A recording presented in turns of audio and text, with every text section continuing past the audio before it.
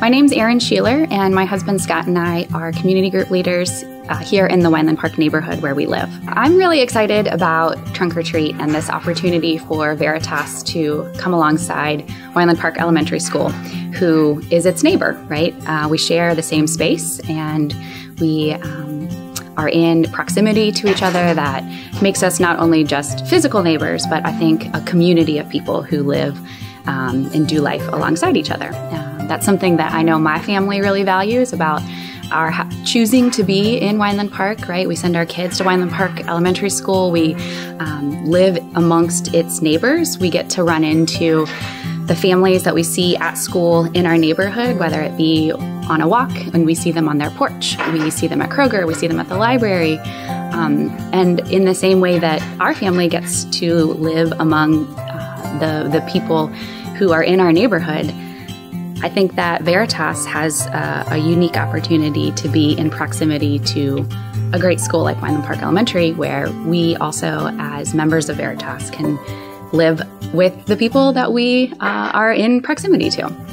And so I think that Trunk or Treat is a really tangible way for Veritas to do that, right? To come help out, come alongside and be a helper, but also be a neighbor.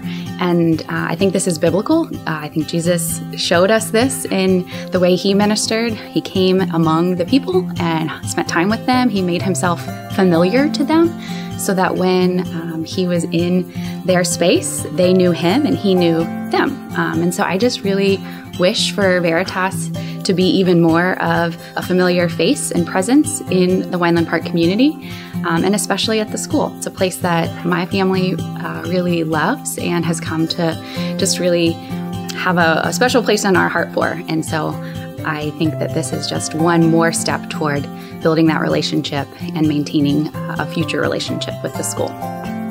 My name's Ashley Martin. I've been a member here at Veritas for quite a while now. And for the past 12 years or so, me and my family have lived in the Weinland Park neighborhood. And for the past 7 years of that, we've had kids who have attended Weinland Park Elementary. We have also been involved in the PTO, along with Arin and a few other families here at Veritas. We've really tried to live our lives in a really holistic way in Weinland Park, getting to know our neighbors and loving them and also being loved by them. So I'm really excited for the Trunk or Treat coming up because it's another way that we can partner with the great work that's happening at the school and really show up to love our neighbors. It's a really basic command that Jesus gave us over and over in the Bible to love our neighbors as ourselves. And we just see this as one more layer, one more opportunity of us getting to be present and to love our neighbors. Weinland Park and every other neighborhood in the world is full of people who bear God's image and have value and dignity and worth. And we love getting to have opportunities to show that we agree with God in that everyone who lives in that neighborhood and everyone who goes to that school has value, dignity, worth, and deserves to get to experience God's love. It's been such a blessing for us to get to know and learn from people in our community and in our school. And we've just seen a lot of ways that God has both used us in that space, but allowed us to learn and receive a lot of love and grace through our relationships in the neighborhood and the school. So we encourage everyone to come out, be involved, to be really generous with your time and energy, and have a really good time getting to know more people in the neighborhood and be another connection point for Veritas, to be a beacon of love and hope and connection in Weinland Park and at Weinland Park Elementary. Hello, Veritas family. Well, as we're hearing all these different perspectives and just insights and from different people within our body, one thing I wanted to also highlight for this upcoming event, Trunk or Treat, is that really just seeing also kind of a bigger picture of what we are trying to do and what our heart is to be present in our neighborhood and in our city. You know, friends, we want to see our neighborhood, we want to see this city renewed with the gospel. We want to see our neighbors transformed through the gospel of Jesus Christ and come to know him. And the bigger picture of that is, relationship building takes time. And so I just wanted to share a little bit of kind of perspective of, of course, where this is just one evening, but it is one evening in a longer story of our church's body and our heart to be present in our community. So, over the years, we've been able to do school supply drives. We've been able to invite children to our community arts camps. We've been able to actually all last year, we opened up our school for a learning extension center. And, students from Weinland Park were able to come and do their learning virtually in our building. And we've been building, relationships. You just heard from Ashley and Arin, just long-term relationship building. And so this night and what you are able to participate in is just a piece of that longer, that bigger picture. So I encourage you guys just to be excited about that, knowing that you are in a very critical player in that larger story where we want to see people come to know Jesus. We want to see lives changed. And I want to highlight just, a few things that was said. We ultimately want to just come alongside. So I encourage you, you don't have to come into this evening thinking as people, as projects, because that's not what we want to see. We want to come in with seeing the dignity and value of our neighbor and our neighbors who are made in God's image, and come alongside them. And ideally, we want to share truth and we share the gospel. But more than anything, we want to love them and be their neighbor.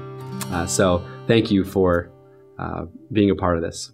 Hey, church family. I want to take a minute to talk to you about the gospel and this concept of helpfulness. The gospel has transformed our lives, hasn't it? We were not a part of God's family at one point, and by His grace, we've been brought into His family. And that's changed the trajectory of our lives forever. Nothing has ever been the same. And it's been so good for us, hasn't it? And we know as Christians that the most helpful thing we can do for our neighbors is to share the gospel with them, to tell them about God's love for them, that God made them in His image, and that He died for their sins, and He rose to new life so that they could have new life. That is something that we know is helpful to the world, but the world is not always willing to receive it right away. So I want to talk to you about what it looks like to love your neighbor and be helpful to your neighbor as you are witnessing to the glory of God in the gospel. So when you think about who you're talking to, where you are, what do those people need in any given moment? At Weinland Park Elementary, we have an opportunity where there are little children with families that need a reason to come out and celebrate and be with one another and be in friendship, be in community, and see joy and happiness. And so maybe doing trunk or treats, maybe even Halloween is not your thing, but it is helpful. And to be very frank, kids are the ones receiving the direct services of this event. Kids are going to enjoy the obstacle course. They're going to enjoy the candy. They're going to enjoy the costumes.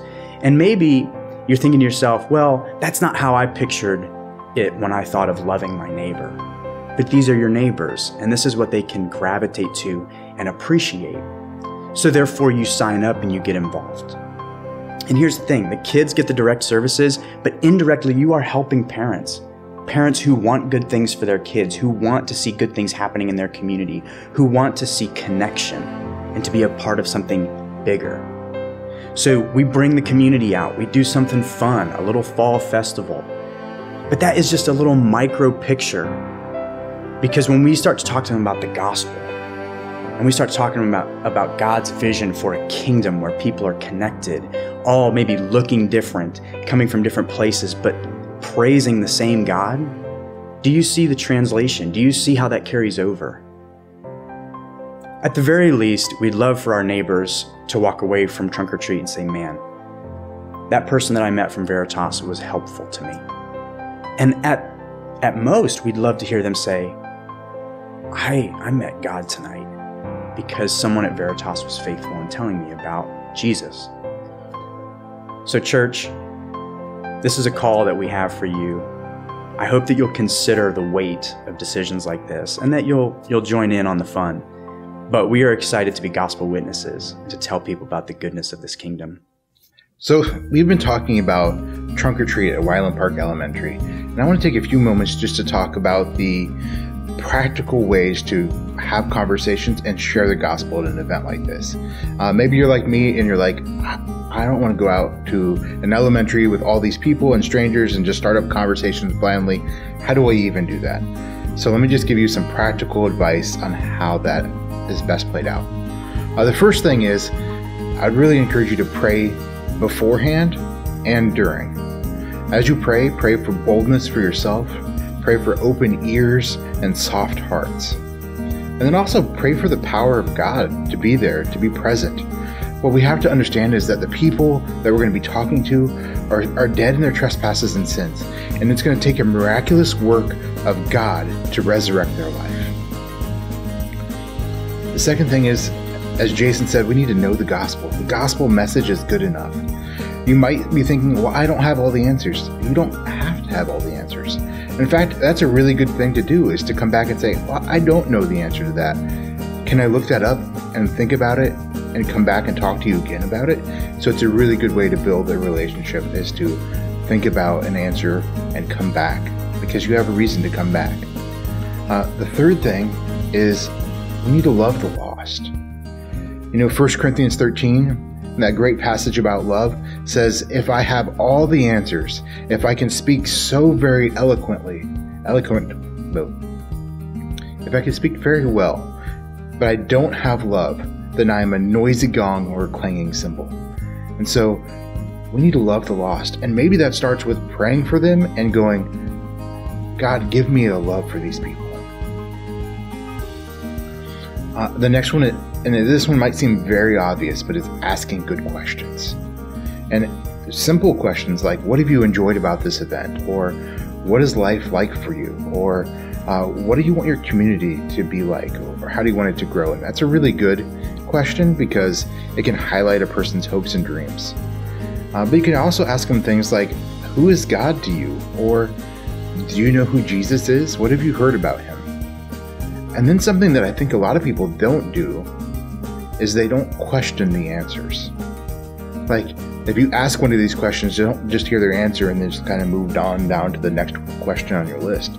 But ask a follow-up question. Like, if you ask them about what their community, what they want it to be like, and they want it to be safer, then say, what about it isn't safe? Or how would you like it to grow in that? And continue the conversation. It's a continuation question. Next up is, we need to fight the need to argue or to be right. I think a lot of times with me specifically, I feel like I know Jesus, I have the right answers, therefore I need to be right all the time. And sometimes we need to do a much better job at listening and not being right and not arguing. Next up is face your fear. And I've talked about this one a little bit before, as we need to pray for boldness and just even not knowing how to start a conversation. But truthfully, if we wait until we are no longer afraid, then we're never going to share the gospel with others. And so we just need to face it and just go with it anyway. And so through that, asking good questions and being relational and being natural. And then the last point I want to talk about is being invitational. Being invitational to church. Invite them to Veritas. Ask them, hey, do you know where our church is? It's just east on 2nd, right before the train tracks. You can invite them to a community group. We have 3 community groups that meet really close to Weinland Park Elementary. The Davis group that meets on Tuesday nights, the Byler-Knable group that meets on Thursday evenings, and the Sheeler-Williams group also on Thursday evenings. All these families are probably going to be present, so you can just introduce them if you'd like. So these are community groups that are present right here, very close to the school. And then the third way you can be invitational is, as you're talking to someone, and maybe as you're praying for them as you talk, invite them to respond to the gospel. Like, if you are having great success in sharing the gospel and they're asking questions, then invite them to respond to the gospel and maybe even pray with them right there. And so these are just a few ways that we can really be practical about how to start conversations and continue them. And then don't be afraid to share your number and to say, hey, text me sometime. We'll grab coffee. I'll buy you a cup of coffee or whatever, and continue those relationships on, because most of them aren't going to start and stop right here in one night. And so this is really about the long path of building relationships, building and investing in people's lives, building and investing into a school, and then praying for and sharing the gospel, hoping and praying for gospel fruit. Thank you.